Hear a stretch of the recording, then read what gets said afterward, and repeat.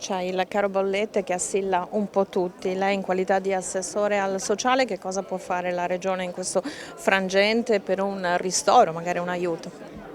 Ma allora in questo momento noi stiamo sicuramente raccogliendo tutte le desiderata o tutti i problemi che ci sono nel campo, io penso soprattutto al campo sociosanitario, quindi penso alle case di riposo piuttosto che alle comunità per disabili, salute mentale, dipendenze, minori, le strutture per minori quando parliamo di scuole paritarie, quindi tutto il frangente 06. È chiaro che stiamo parlando di numeri importantissimi, di numeri che effettivamente devono avere un intervento nazionale e noi stiamo cercando di far passare il messaggio, ma soprattutto di insistere nei tavoli regionali, nazionali, proprio per far sì che passi il messaggio che queste strutture devono essere aiutate come deve essere aiutato il sistema sanitario tutto, perché voi pensate solo ai costi all'interno del sistema sanitario, dei nostri ospedali, insomma, che sono di fatto strutture energivore. Voi non avete possibilità di stanziare qualcosa? In questo momento voi sapete il bilancio della Regione non è un bilancio che può permettere grandi manovre, abbiamo cercato perché se ricordiamo per quanto riguarda il settore sociosanitario gli ultimi provvedimenti hanno comunque messo in circolo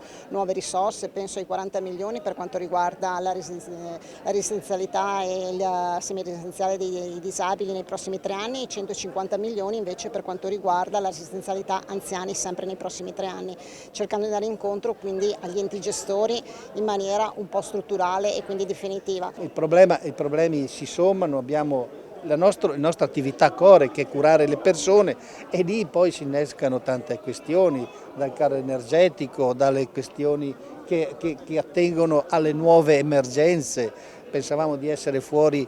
dal Covid e invece il Covid è una malattia con la quale dovremo convivere e convincerci che fa parte del nostro quotidiano. Abbiamo